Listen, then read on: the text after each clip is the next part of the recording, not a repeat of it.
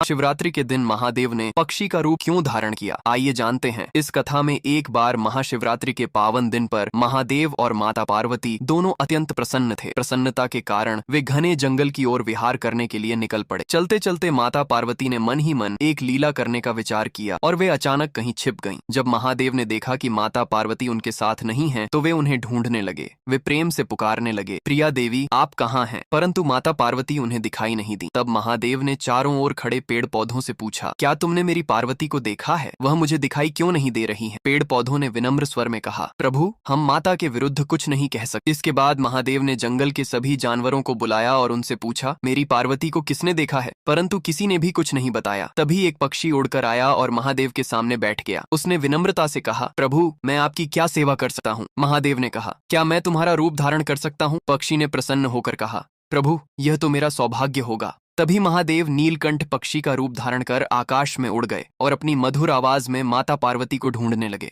उसी समय माता पार्वती एक कमल के फूल के भीतर जाकर छिप गई। महादेव उस कमल के पास पहुंचे और बोले, देवी मैं इस फूल के भीतर नहीं आ सकता क्योंकि यह फूल आपको अत्यंत प्रिय है। यदि आप बाहर नहीं आएंगी तो मैं चला जाऊंगा। परंतु माता पार्वती ने कोई उत्तर नहीं दिया। महादेव उदास मन से जंगल की ओर लौटने लगे। जब माता पार्वती ने देखा कि महादेव सचमुच चले जा रहे हैं तो वे कमल से बाहर आईं और चुपचाप उनके पीछे चलने लगी। महादेव ने उनके कदमों की आहट सुनी और रुक गए। तभी माता पार्वती ने कहा, प्रिया स्वामी आप कहाँ जा रहे हैं? महादेव ने मुड़कर देखा तो माता पार्वती लज्जा से मुस्कुरा रही थीं। तभी दोनों ने सर्प का रूप धारण किया और घने जंगल में नृत्य करने लगे। नृत्य करते करते महादेव के मस्तक से पसीने की बूंदें धरती पर गिरने लगी। माता पार्वती ने चिंतित होकर कहा, प्रिया स्वामी आपका पसीना इस भूमि पर गिर रहा है, इससे कोई अनर्थ न हो जाए। महादेव ने शांत स्वर में कहा, देवी चिंता मत करो। तभी पसीने की एक बूंद से एक और महादेव प्रकट हुए। उन्होंने आकर मूल महादेव के चरण स्पर्श की। फिर दूसरी बूंद गिरी और एक और महादेव प्रकट हुए। इस प्रकार लगातार पसीने की बूंदों से अनेक महादेव प्रकट होने लगे। यह देखकर माता पार्वती घबरा गईं। उन्होंने कहा, प्रिया स्वामी मुझे क्षमा करें, मैं आपसे हार गई हूँ। यह कहकर वे रोने लगी। महादेव हंसने लगे और बोले, देवी तुमने तो मुझे ढूंढ ही लिया। माता पार्वती ने कहा, मैं इतने सारे महादेवों को कहाँ रखूंगी? महादेव बोले, मैं स्वयं सबके लिए स्थान बना दूंगा। काशी विश्वनाथ, अमरनाथ और अन्य पवित्र स्थलों पर मैं अपने ही रूप में निवास करूंगा। वे स्थान सदा पवित्र रहेंगे क्योंकि वहां मेरे ही अंश प्रकट हुए हैं। यह कहकर माता पार्वती ने महादेव का हाथ थाम लिया। दोनों पुनः नीलकंठ पक्षी के ऊपर सवार होकर आकाश की ओर उड़ जाते हैं और माता पार्वती बोलती है, जो भी इस कथा को देख रहे हैं उसने मेरे महादेव के लिए लाइक और सब्सक्राइब नहीं किए हैं